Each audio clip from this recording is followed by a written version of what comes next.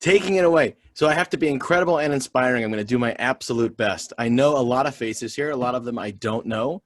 Hello, my name is Rabbi Rick Fox. It's wonderful to be here. See a couple of our Penn students here. Hi, Stacy. Hi, Sam. Welcome. Okay, and tell your friends. It's just pretty cool. This is a pretty cool thing. I've been noticing what you guys have been doing for the past few months, and I can't tell you how many calls I've gotten over the last few months about, hey, it's just not the same. You know, when we're at campus or we're with the rabbis or we're with our friends or family, or with the Rebbitzins or the families, it's so great Shabbat. There's a whole community aspect and everything's going well. And now that we're all sort of in these pods and these ecosystems that have been created by the situation here, it's been very challenging. What you guys have done here by Mrs. Hanfling is really remarkable and tremendously inspiring. And I wish I had something like this when I was everybody else's age here. I'm not old enough to say when I was your age, but I am old enough to say when I was your age. So I'm in that like weird stage where I kind of look like you, I kind of act a little bit like you, and you're like, that guy's young, but really I'm kind of old. And when I was your age, I wish that I had something like this, because I was journeying by myself. And I'm going to tell you about that now. But I was journeying by myself without a caddy. If any of you guys play golf, there was no caddy with me carrying my bag. These are parables. So if the golf references aren't landing, you need to let me know immediately in the chat so I can make sure that all my pop culture references hit properly, okay? Because I grew up in the 90s and I played a lot of golf, okay? This is very important. So I grew up, like I said, in the 90s in a town called Wyoming, Ohio. Anybody ever here heard of Wyoming, Ohio? Hands in the air. Let's see here. No one heard. Rabbi Edelstein, never heard of Wyoming, Ohio. Didn't make it onto the map there. Okay, interestingly, it was in the news 3 years ago. I have, Rabbi Rick. Yeah, sadly, the young man, if you guys remember Otto Warmbier, who was murdered by North Koreans, he actually went to my high school from my small town. Next to Cincinnati? It's in Cincinnati, exactly. It's about 10 miles north of Cincinnati, and it's a very nice town and a pretty waspy town. And there were some Jews. There were some Jews there. And we kind of, we had like our little Jew pods or whatever it was. But where I grew up, there were people in the town who literally were open anti-Semites, not the closed stuff you see today where it's like kind of subtle, like really open stuff. Like I would invite people to my bar mitzvah, which I had. I was actually the first person in my family ever to have a bar mitzvah, ever. Just wasn't in the lexicon. And I invited some friends in my grade to come, and they didn't come. And I said, why didn't you come? And they said, I never heard of it. I didn't know what happened. And sure enough, the parents had hidden and thrown away the invitations, lest their children were exposed to the terrible atrocity that is the bar mitzvah party in the 90s with the dancing and the YMCA and Boys to Men. Yeah, lest they be exposed to that. And Coke and Pepsi, it was a real scene. But anyway, I grew up extraordinarily assimilated in a home in Cincinnati. We grew up German Jews. And like I said, I played a lot of golf and I played a lot of music with my father. And I pretty much was exactly on par to be like my father, of blessed memory, actually passed away. My father grew up with extraordinarily little Jewish background. My father was Jewish. He grew up with a Christmas tree in his house. And I got lots. I should have brought the pictures. That would have been great, right? If I would have thought about this before and put the picture out right now and just said, here's the picture of my father with the Christmas tree. My father with a Christmas tree. And we celebrated Christmas growing up. And we go to my grandfather's house, Christmas Eve, the whole thing, okay? These are Jewish people. It's not like my father wasn't Jewish and my mother's Jewish. That's very common. This is the Jewish family. And that's how I grew up. We did not know what this thing is called Shabbat. We did know that there were candles that you lit. Ironically, we waited for it to become nighttime when we lit them. Like, oh, well, now that it's nighttime, we should light some candles. And we would do that. And we had the challah bread, and we would give it to the dog. I don't know why we did that, but we would give it, the bread would go to the dog for some reason. And then we would disperse to our various parts of our home, never to be seen again. And that was essentially the Shabbat that I grew up with. And then I myself attended the University of Pennsylvania, where I am very privileged to be the director of the Meor program there. Now, I was actually one of the very first students of that program back when I was your age, in the 2000s, when everyone had a job and there were no problems in the world, even because I was too young to notice them. But that's what was going on in 2004. And slowly, I was exposed through what's it called, Rabbi Hanfling? Exposure therapy, right? Where you have a phobia of something and then they like drop you, like you're afraid of snakes. So they like throw you into a pit of snakes and that's supposed to like cure you. So that's what happened to me in my first Shabbat experience. My first Shabbat experience ever was I met a rabbi. I think he was a guest on your show once. Rabbi Shmuelin, did he ever come on this show? Did he ever come on this show? This is quite the interactive crowd here. Camellia, did Shmuelin ever come on this show? Did I pronounce your name correctly? I'm only reading it. No one's telling me how to say anything here. Is it Camellia? Did I say it right? Oh, I need it. Yeah, that's how you say it. Okay. Did he? Yeah. And did he come on the show? This guy Shmuelin, did he come? Oh, I guess. You guess. Okay, fine. Whatever it is. So he was like the guy that I met like years and years ago who also didn't grow up with Shabbat. And I thought that was interesting. And I wrote a paper about him in college for a class called Jewish Humor. Okay? It was a really easy class. It was also a really boring class. It was horrible. I thought it was going to be about Jerry Seinfeld and Woody Allen and Larry David, who was really hot in 2004. It was like really hot, that show. And I thought it was going to be about that. And it wasn't. It was about the Talmud. If you could imagine anything more boring than that. The Talmud and the people and the characters and the folklore of the Talmud, whatever that was. And it was a terrible class. But nonetheless, you had to write a paper about somebody funny. And Shmuelin was funny, and I wrote a paper about him. And he made me come to his house for Shabbat. And when I say he made me come to his house, I mean literally he's like, I will not do your paper if you don't come to my house for Shabbat. He kind of blackmailed me. And I said no. And I said no. And finally I decided that I would go. And this is my first Shabbat experience. Okay, is everybody sitting down? You can stand up if you want, but if you're sitting down, okay? So what do? I show up. Okay, I don't know who you guys are, by the way. So things that I say, if I'm like belittling or babying you with your knowledge of Shabbat, I'm only mirroring what I believed and understood when I was your age. So you have to forgive me, and please, I mean no harm. But I showed up after dark because that's what I thought Shabbat was, in my car, and I drove over there, and I'm like spinning my keys around my hand. And he has a little 5-year-old. That 5-year-old was 22, but he had a 5-year-old at the time named Naftali Lynn. And he's a little blonde kid, and I'm spinning my keys. And he says, hey, you can't drive on Shabbat. And I was like, hey, man, you can't drive on Shabbat. I do whatever the hell I want. And I'm like looking around, and then my rabbi was like, why are you yelling at a 5-year-old? I was like, I don't know. And I felt so out of place. And I was so confused what was happening. And there were children everywhere. And it was like 3 kids. But I'd never seen a family with little children before in my entire life. And I was like, oh, my God, what is happening here? And we sat down for Shabbat. I'd never seen anything like it. In my entire life. I'd never been to a Shabbat meal. I'd never seen it. And they made Kiddush, which I had seen from like the distance on the Bima, where like Melvin Schwartz is like 80. And he's like, we would like to honor Morty with the blessing of the wine. And then Morty's like, oh, the Baruch Atah, coffin. And thank you, brotherhood. We now offer a Kiddush cup to Milt Schloss, who is turning 90. That's what I thought Kiddush was. I had no idea what this was. And I see this man who is my age at the time in a beautiful robe with a beautiful cup make this blessing. And then we had this amazing experience. And I forgot that I drove there, and I forgot everything. And for an hour or two, we just escaped. This is like the pre-Uber, pre-YouTube era, pre-Twitter. And if you can imagine such a thing. And we had a great time. And that was my first experience with Shabbat. Excuse me. It's customary to drink on Thursday nights. You can ask your rabbi. Anyway, so that was my exposure.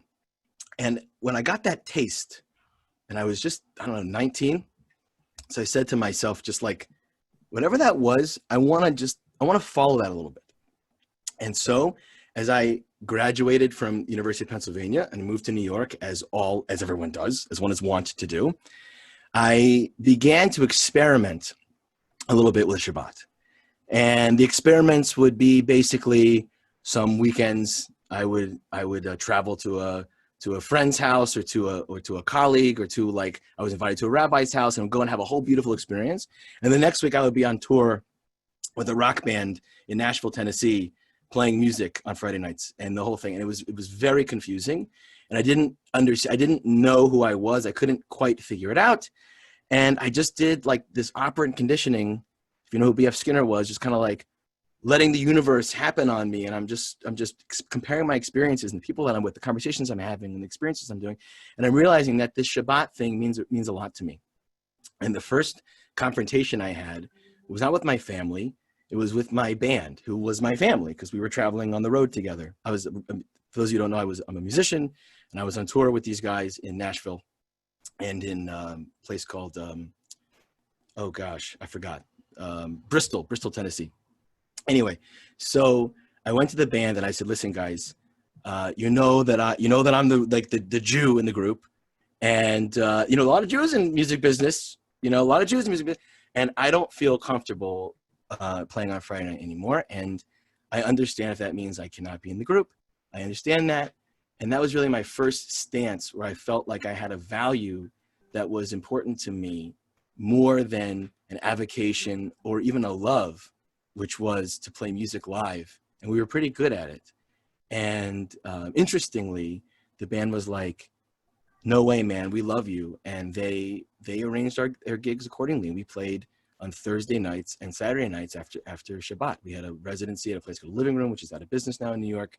And we played like 11 o'clock sets on Saturday night. And I noticed that when I expressed myself assertively with love and with warmth, with care, and I put myself that I put myself in the position of, hey, I know this is on me, and therefore I take full responsibility. I will back away from this. This is on me. That was a really powerful thing. And I tried to take notes so that when I confronted my family, that I would succeed. But of course, it didn't translate as well. And the reason that my family didn't know about this was because I hadn't told them. And when my phone was off, I was so terrified of their response to my phone being off and me observing the Sabbath that I thought it would be so catastrophic to our relationship that I would just make up reasons that my phone was off. And I remember it just got weirder and weirder. There'd be like a week where my phone was off. My mom would be like, where were you? I'd be like, oh, I passed out. She'd be like, oh, thank God. I thought you were keeping Shabbat. Oh, that's great news. Really happy to hear you weren't keeping Shabbat, right? And then it just got weirder and weirder. And until I realized this is unsustainable. And I decided that I was going to have to just kind of address where I was going with my life and where I wanted to take it. And it was not easy. And it's been over 10 years now since those first hiccups. And I have a lot of stories to share with you guys about, the funny things that have happened over the years. But I wanted to open up with this beginning and let you know where I'm coming from, and let you know what I've been through. I've had Shabbats by myself on my parents' couch where they're all watching movies and I'm really uncomfortable. I've had Shabbats where everybody leaves and I'm literally home. Everybody just goes to Kings Island amusement park and I'm just there by myself, and they turn all the lights off and leave. And there's like no lights and there's nothing and the air conditioning's off. And I'm just sitting there like, well, now what? And I have like a tuna fish can and I'm just sitting there for like 25 hours. That's happened also. I've had a lot of these experiences over and over again, taking notes and trying to understand how best to navigate these. And ironically, for my family, this was their value system. And I think it was very difficult for them and for me also. But you realize that when your parents teach you to have values that matter, well, that means you're going to have to give something up when those values come into conflict with something. And that there would be an idea that you would have a value that supersedes convenience, that supersedes fun, that supersedes any of those things, is a very powerful way to live. It gives you a lot of confidence. And sitting alone and realizing that something belongs to you that no one can take away from you. The amount of self-respect, and therefore the amount of respect that other people will give you, is insurmountable. And the times when I caved and the times when I wasn't real about it were the times where I didn't feel like that. I didn't feel like myself. And I failed lots and lots of times. But I noticed that when I was honest and when I really pushed myself, and this is a strong point, and I'll pause for some questions. When I pushed myself to go as far as I can within the grounds of what we call in our circles halakha, which comes from the word for walking, but Jewish law. When I pushed myself to stay within Jewish law, as much inconvenience as I could possibly handle for the benefit of shalom, peace in my family and my home. That's what I was going to do, no matter how uncomfortable it was. That really went and showed my family that I care about Shabbat, but I care about them. And although there are lines that I cannot cross and I will not cross, and there are arguments and there are tears, when I pushed myself, whether it's walking 4 miles each way to go to some grandma's brunch because I could do that, or fly literally around the world, which I've done. I can tell you 3 stories about times I flew around the world with and without my family to do something for Shabbat for my family. They go into a bank, and that bank is spiritual and that bank is physical. And you'll see it in the relationships, and you see it come from above. And when you push yourself, you don't know when, but those fruits come back. Those fruits come back. And 10 years later, I can look back and smile, and now I can laugh with my mom about all the ridiculously hilarious things that we went through together. It's been pretty powerful. I have 3 examples of this, but I thought I would pause here and let you guys interject and ask some questions. And I do have some stories to share as we continue here. Rabbi Hamfling, would that be okay if I opened it up now for questions? Am I too early? Am I ruining the vibes? Okay, I didn't get any notes from the producers, so I think I'm doing okay, but you guys got to let me know. All right, so everybody could just unmute here that wants to chime in. And I would love to hear what everybody has to say. If you feel uncomfortable and you want to ask a private question, just shoot it over to the rabbi or to Mrs. Hamfling, and they'll ask me, okay? Like, you no reason to be embarrassed. If you want to shoot it over to them, and then they'll ask me. And it can be as raw as you want. I've been through a lot. Can't you tell? But please open up for anything you guys want to know, whether it's about my life or about things you're having at home. Please, I'm here for you. Were there times where you felt, well, first of all, thank you so much, Rabbi. This has been so inspirational.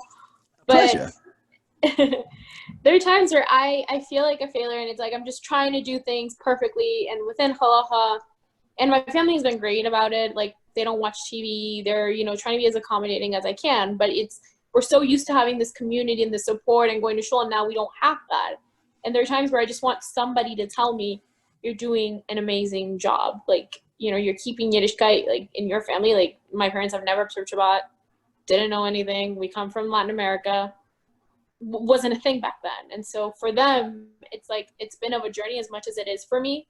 And sometimes they'll be like, well, why can't you flip the light switch? It's not that big of a deal. You're like, no. And you freak out. And then you freak out and you feel bad and the whole thing and the tears, the da-da-da. So first of all, doing amazing. I'll be that person. You're doing amazing. What you're doing now, what you're doing for 3,300 years of Judaism, reconnecting and keeping those chains. You can stay unmuted. This is a conversation. And it is amazing. And I will call you every Friday if that'll make you feel better. Let you know that that what you're doing is unbelievable. Check in with you on Sunday. That, like, how is Shabbat? It's unreal what you guys are doing. Anybody today that is at all interested in tapping into the spirituality and the aspects of Shabbat that we have, it's unprecedented, and it's extraordinarily noble. So there's us, and there's also Hashem. And what's crazy is sometimes we forget that when the lights are off and we're by ourselves, that there is a Hashem who notices. And although Hashem doesn't talk to us, sometimes he winks at us. Sometimes he sneezes, which is like when a dump truck pulls in front of you and you're like, I'm late. What are you doing? I'm late. And then you're like, oh, right. It's just a test.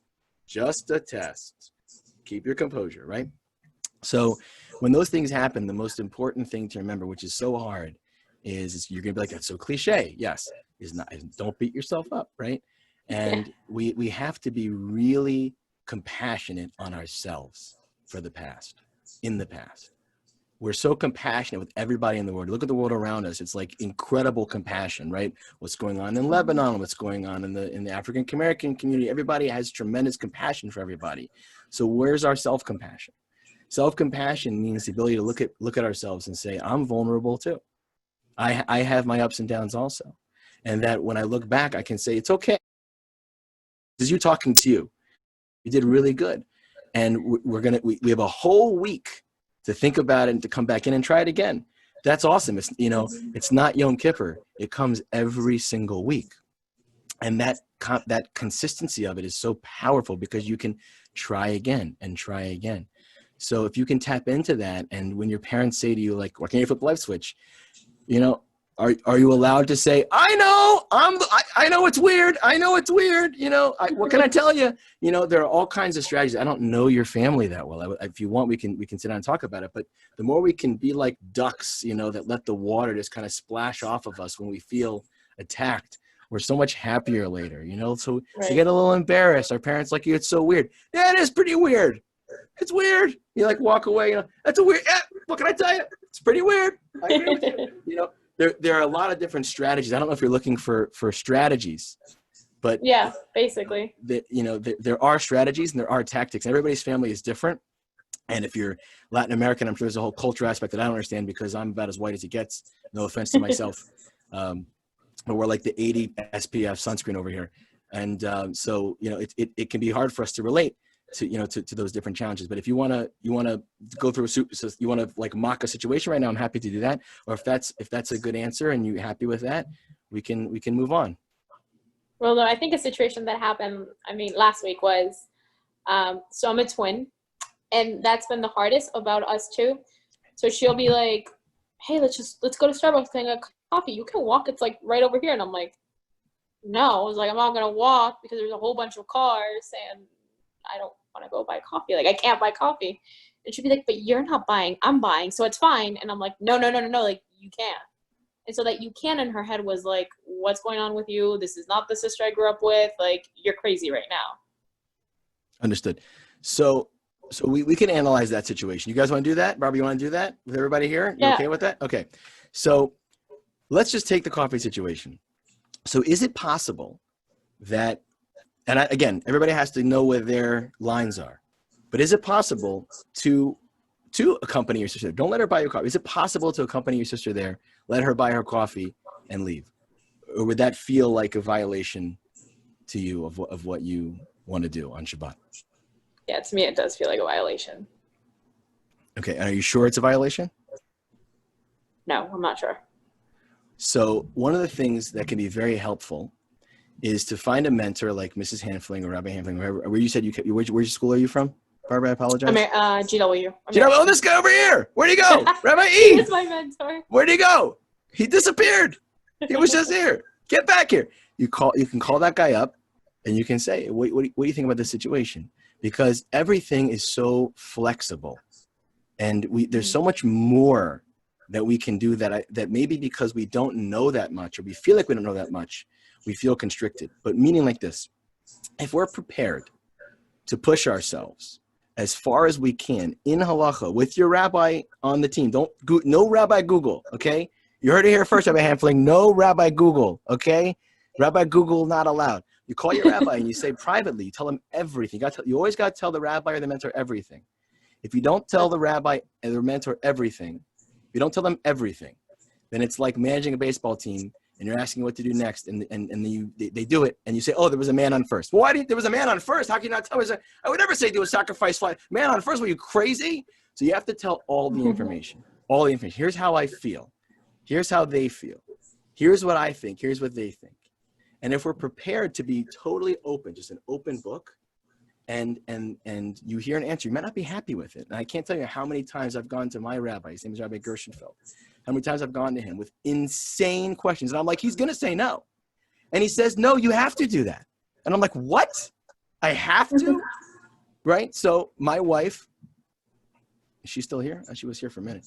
7 months pregnant with our first child. We live in Israel at the time. My best friend, whose parents are my parents' best friend, is getting married in Rochester, Minnesota. Rochester, Minnesota. It's where the Mayo Clinic is. And they're like, you have to come. And I'm like, I can't come. They're like, you have to come. It's like, we want you to come. And I remember going to Rabbi Gershenfeld and saying, like, my wife's 7 months pregnant. You know, like, the point is, I didn't want to go, Barbara. I didn't want to go to my best friend's wedding. It was a schlep and a half. And like, it was crazy. And he's like, how important is it? And I had to be honest. This is important. This relationship means it. And he said, I think you should go. And so there I am, $1,500, and 3 days later, right? I'm in Minneapolis, I'm in Rochester with no Eruv, no food, nothing, walking. I remember using Google not Rabbi Google with my rabbi to look at how far I can walk. Is the barn where they're getting married, because they're a couple of hipsters, is that barn within the, is that barn, am I in the thing? Am I doing? And the answer was yes. And he said, you got to go. And I got the answer I didn't want, which was like, Shabbat, you can't go. No, so you got to go.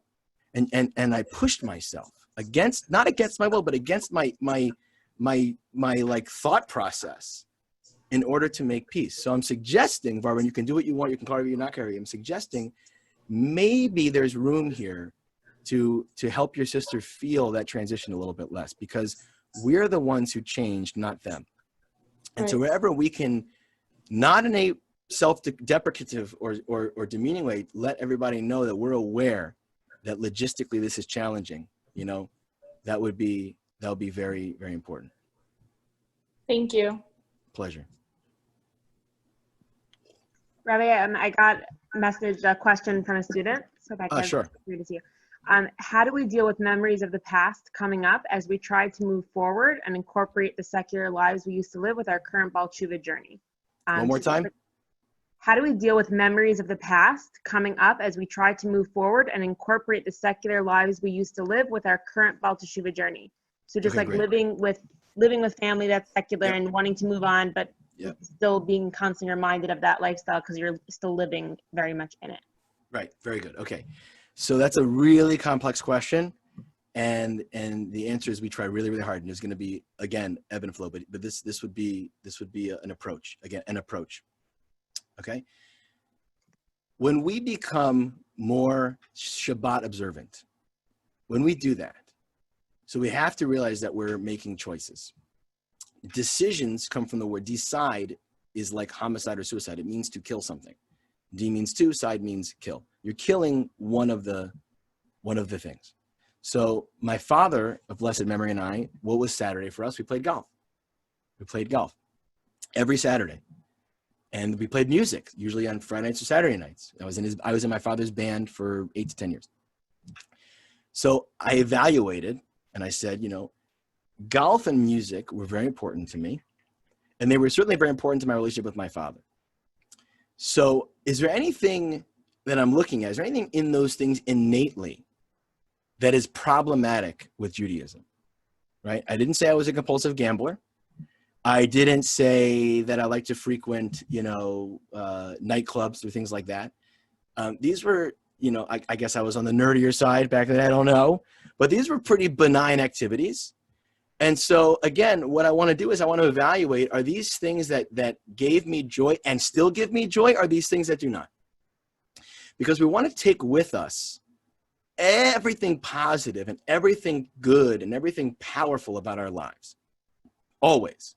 Always, right? I had a career in marketing before I decided to leave and take what was a 6-month sabbatical to go to Israel. Okay, that's all I thought I was doing. Okay, I was experimenting with Shabbat, and I remember I decided that I needed to immerse myself in Judaism for 6 months, which I highly recommend. If you hadn't had time to spend in Israel immersing yourselves in Judaism, figuring it out for yourselves, because you don't want Rabbi Handfling and Rabbi Edelstein to tell you what it is anymore. You want to figure it out for yourselves. We call that in the used car business. When your name is Rick, you have all the used car jokes in the world. Hey, can I interest you in a 98 Volvo? So you use something called kick the tires.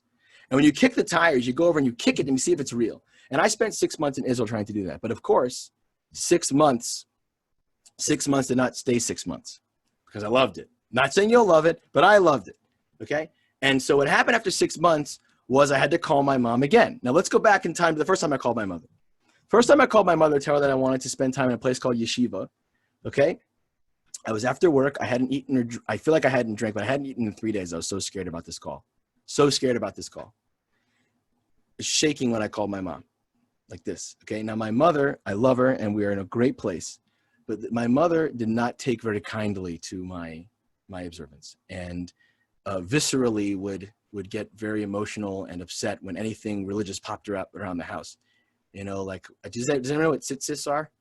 Like the fringy things that boys wear, they flop around, usually you don't wash them properly and they get all crinkled and ugly. But if you could iron them out, I guess. So I had them hanging in my house and my mom saw them and she threw up. Okay. She threw up. She saw my tzitzis. So when I called my mom to tell her that I wanted to go to yeshiva, she dropped the phone. I started to scream really loudly and terrifying, like somebody had like been murdered. It was insane. And then I started crying. We're all crying. It was crazy. And I remember telling my mom, you gotta give me time. You gotta give me some time. I don't know if it's a year, if it's a few, but in 3 years, 5 years, you're gonna see this is all gonna come back. And when it comes back, it's gonna be back strong, it's gonna be back better. And wouldn't you know it, I think it was like 5 years to like the day, I returned to Philadelphia, to my alma mater, to a beautiful apartment with a beautiful wife and beautiful children, and the whole thing. And what had changed? At the end of the day, not very much. Not very much. And the reason was because, yes, I had to spend time focusing when I was studying, but I never left my music. I never left the idea that maybe I'll play some golf someday again with my dad or whatever, my friends, right? There are so many things that we're good at, photography, art, whatever it is that your interests, you bring them with you and they become outlets for you to share with the people that you love. And if you leave them for a few months, it does not mean you left them forever. And I feel really badly when I meet people who used to be hockey players and they used to be whatever, and now they're gaunt and they're like, well, I'm religious now, so I can't play hockey. And I'm like, what are you talking about? Go join a hockey league. And then they did. They went and joined the hockey league, and now they're so happy. It's amazing. There's so many things you can bring in. And it just takes time. And if you can speak to your friends and your family and just ask for some time, and ask yourself for some time to get back into it. You know, for me personally, it took me 5 years my stuff was in storage. And now I'm above my garage. Here's my keyboards, okay? I got like a whole amount of keyboards, my drum set, okay? Over here, my back wall is all my cables, and I got a whole recording studio up above my garage. And I'm making music videos, and I'm playing music with my friends, and I'm loving it. And it just took me time to get back to this. So nothing ever leaves you forever. And if the things you are doing are destructive and bad for you, like compulsive gambling, please don't just leave that. You know, we can Rabbi Edelstein can deal with that with you, if whoever asked the question, and handle. But everything has a kosher. We say kosher. It's a funny word, but it means fit. And if you go to Israel and you want to go to the gym, it's called a cheder kosher, the fit room. Kosher just means fit. Kosher, there's a kosher way to do almost everything. And if you're creative and you care about yourself and your family, you're going to figure it out. So I don't know who asked the question, but I hope that's a good answer or decent answer to bring all those positive things with you. Hey, how's it going? My name. Like they're like a dry cleaner or something. I don't, but you got the original pronunciation, I see. Right. Okay.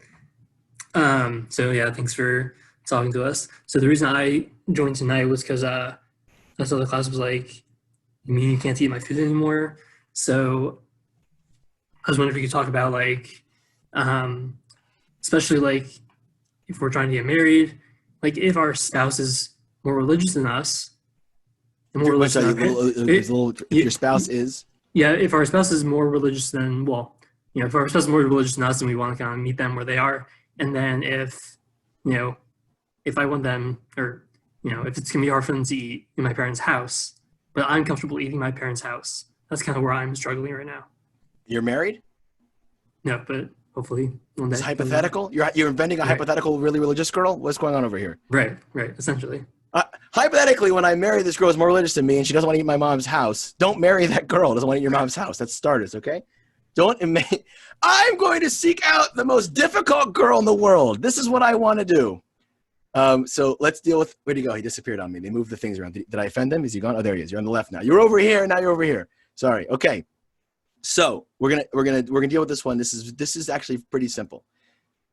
I'm just joking. It's not simple at all. It's like extraordinarily complicated, but you get the point. I have to lean in when I do that. It's very important at the proximity of the mic. Okay. So like this, the relationship that you enter, we're going to deal with that in a moment. Let's just stick with you and the question. So this, which campus are you from? Who are you related to in the whole? Rabbi Avi Cutler. In Las Vegas. Yeah. My man. Okay. So he's your guy.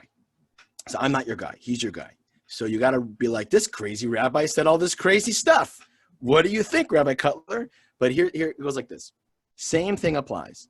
You would be surprised. I hope you go like this. You would be surprised at how much leniency and leeway there is, halacha, absolute halacha, in kosher food, kosher preparation, non-kosher kitchens. And the best way I can articulate this is with a story. May I barge you with another tale, and then we'll see if this answers the question.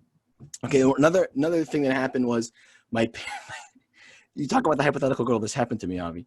My father, of blessed memory, when I was studying in Israel, told me we're going on a family vacation to Hawaii.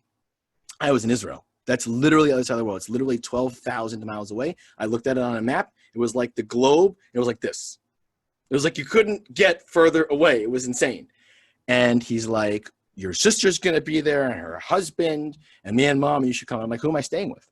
And he's like, I was like, because I'm not staying with Jory. It's my sister and her husband. They just got married. And I'm not staying with you. I'm 26 years old. It's crazy. He's like, well, I'm not getting you your own room. And I was like, well, what if I get married? Then can I have my own room? And he was like, yes. And I was like, well, then I will get married. And that's exactly what I did. I got married to stick it to my dad and get to Hawaii, which is exactly what I did. So once I got married, and what we did was, with my wife, we actually took our honeymoon winnings and we blew it all to get to Hawaii to spend it with my parents. We are the only couple in history to spend their honeymoon with all of their in-laws. We we flew from Tel Aviv to New York and hung out with my wife's grandparents and their aunts and uncles. Then we flew to Atlanta and then to Hawaii to spend an entire week with my crazy family on the beach in Hawaii, which I'll get to in a second. Then we flew back to San Francisco, and then her father crashed our honeymoon. He crashed it. He's like, hey guys, I'm here. So we had no alone time. We had 4 days by ourselves. It was insane. But the point is that we always worked ahead how the food was going to work. When we got to Hawaii, we had bought all this food from Chabad, picked it up at the airport. We always double the food because if you're a Jew, you have to eat. So we bought all this food from Chabad. And also I went to the head chef at the hotel and I spoke to him about what my dietary needs were, which is kosher. So Avi, the first piece of advice is I highly recommend taking a deep dive into knowing how kosher kitchens operate and what it takes and what it means for things to be kosher. That's number one. The more you know, the more leeway you're going to have on the fly when things happen. So we're in Hawaii, not a person to be seen with a yarmulke, right? There's no one, right? So we're there. I literally walked into the kitchen. I literally spoke to the chef. I went to Target. I bought pots and pans. I did tevilah, I toiveled them in the Pacific Ocean. Okay. I brought them in. I looked at every single thing in the kitchen. I'm like, hey, you got some canola oil. That's fantastic, right? Here's some eggs. Let me check those, right? I'm doing the whole thing, watching this chef cook. My parents were jealous how good our food was. They were eating like all this disgusting pool food, and we had like gourmet whatever because I was back in the kitchen with, what's his name? He was unbelievable. He wouldn't even let me tip him. I tried to tip the guy. He wouldn't take my money. It was unbelievable. New Year's Eve, we go to Roy's. You ever heard of the restaurant Roy's? It's like a fancy tray fish restaurant.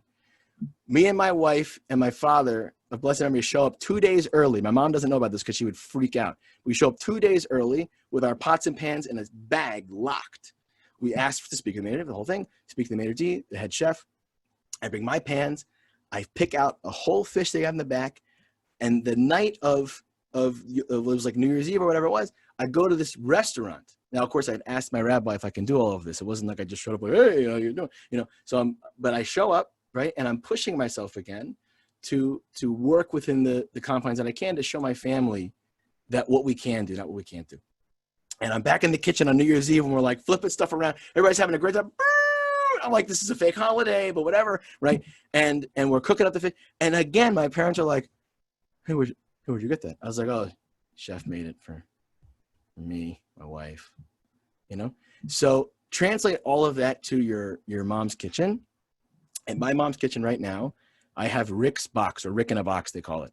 I'm only now getting that joke. Yeah, anyway, so they have it in the basement, and there's all these pots and pans and everything they had, and they're mine. And they're all sealed and locked up, and I have access to them. And when I'm there, all of a sudden, I'm taking over the whole place. And I'm pushing myself. There's absolutely no reason that any Jewish mother should think you can't eat in her home. It's crazy. It's crazy. By the way, don't cook anything if it's really hard. You open a can of tuna, put it on a plate, put it on your mom's plate. Again, you'd be surprised how much leeway there is. My mom knows so much kashrut now. She's like, this plate is cold. I can use it, right? I'm like, yes. She's like, this fork is clean and hasn't been used in 24 hours. Can I give it to you? I'm like, absolutely, right? It's amazing how much she knows. And she's like, the plates have to match. You can't eat on like plastic. I'm like, fine, just don't cook my food. So fine, I'm eating like disgusting cold whatever. And everybody's having their gourmet, and I'm sitting there, like, pleasant, right? So So the stories here I'm telling you is trying to show you anecdotal evidence. If we're creative and we learn and we talk to our rabbis, we can navigate the situation. And I beg you, please, Avi, I don't know you very well. I beg you, please don't marry a girl that won't eat in your mom's house. I'm begging you. It's crazy. I apologize if that's offensive to anybody on this call, but I think that's absolutely crazy, especially where you're coming from. You didn't grow up this way. You're not coming from the shtetl in Geula where, like, you know, your wife was like in The Handmaid's Tale. Like, give it a break. You know what I mean? Like, you're going to be okay. Just make sure that you talk to, who was it again? Rabbi Cutler. Rabbi, yeah. Yeah. And he probably wants you to have, you know, cool payas like him, but you look all right to me. That's an awesome mustache. All right, thank you for that response. Is that helpful? Yeah, that was good. Or was it too outrageous? No, that was good. All right. Rabbi Hanfling, what else we got?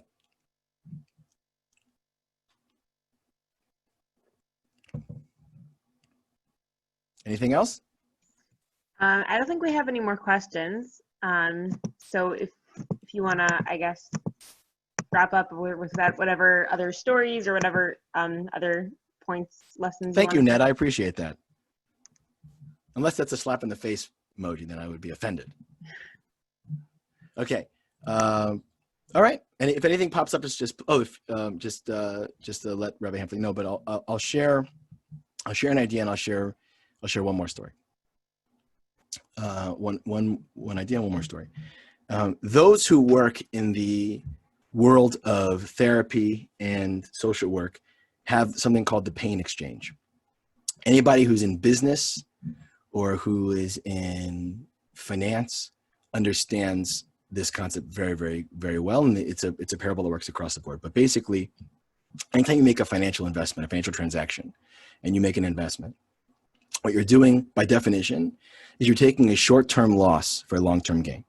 I have $100,000 and I want to turn it into $1 million. What do I do? I have to lose $100,000. What do I mean? I put it somewhere I can't access it. I buy a building, I invest in stocks, I invest in a business, and it's gone. I can't access the money. It's finished, right? That is by definition, look at your balance sheet, that is called a short-term loss. The reason you did it was because you hope that in time it will become a gain. Make sense? Right? You go to the gym, you lift the thingy, forget what it's called, weights, is that what they're called? I wouldn't know. I am a skinny fat man. Don't be fooled. Okay? You push the weights, you have a little bit of pain or a lot of pain. It's like pretty bizarre. You make these like faces, right? You're doing that while you're taking a short-term loss, which is, you know, for a long-term gain, right? And then most importantly, our lives. And we don't do it. We don't do it. We don't stop and think, what will the consequence of this be? How will this play over time? In our relationships, we don't do it. In our time, we don't do it. And I'm putting myself in this category. But if we can think, especially around Shabbat, especially around what's happening tomorrow night, that there is something called a pain exchange, which means I will put some pain in right now. This will be painful, but I'm doing it so that I will not only reduce pain later, but actually reap incredible rewards. And I'm not talking about spiritual rewards like in the world to come. We're not talking about that. We're talking about right here and right now. That is the most powerful thing and powerful tool we can have in our relationships and in ourselves. If I'm willing to accept and say, this moment right now will be painful. This conversation will be awkward, but it will lead to greater things down the line. I'm confident in that. That is an investment. And if I told you you could put $10 down now and have $1,000 in 3 years, you would all do it. That's how we have to approach this. That's how we have to approach this. And I promise you it's true. And if my mother was on this call with us tonight, which she almost was, she would be here and she would tell you the truth. She would tell you all of this. One time I was telling the story of when my mother tried to force feed me crab legs because she didn't like that I wasn't eating them anymore. And as I was telling this story to a student, they didn't believe me. He said, I don't believe you. That's a crazy story. My mom called at that moment. I was in Starbucks. And I put her on speaker. Mom, I'm telling the crab leg story. She's like, oh, Las Vegas, 2004. That was crazy. You know, how do you feel now, Mom? I'm so proud of you.